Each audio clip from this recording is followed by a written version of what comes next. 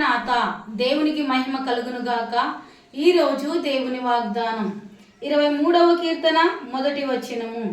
యెహోవా నా కాపరి, నాకు లేమి కలుగదు. దేవుడు మన కాపరి, మనకు లేమి కలగదు. అంతేకాదు కానీ మనకు కరువులు కలగవు, మనకు కరువులు రావు. మన అవసరతలు తీర్చి మన ఇబ్బందిలో ఇరుకులో దేవుడు మనల్ని దీవిస్తాడు. కాబట్టి ఇట్టి కృప దేవుడు మనెల్లరినూ దయచేయను గాక. కళ్ళు మూసుకుందాం, చిన్న ప్రార్థన చేసుకుందాం. దయగలిగిన తండ్రి, కృపగలిగిన యేసయ్యా నీకు వందనములు.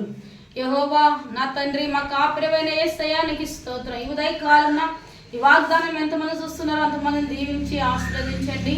అయా ఏ కుటుంబంలో లేమి లేకుండా, అయా మరి కొరతలు లేకుండా మీరు దీవించి ఆశీర్వదించి మీరు మహిమ పొందమని ఈ ఉదయకాలం ఈ వాగ్దానం చూస్తున్న ప్రతి వ్యక్తిని, అయా ప్రతి విశ్వాసిని మీరు దీవించి మీరే మహిమ పొందమని యేసు నామమున ప్రార్థిస్తుంటున్నాను పరమ తండ్రి. ఆమేన్.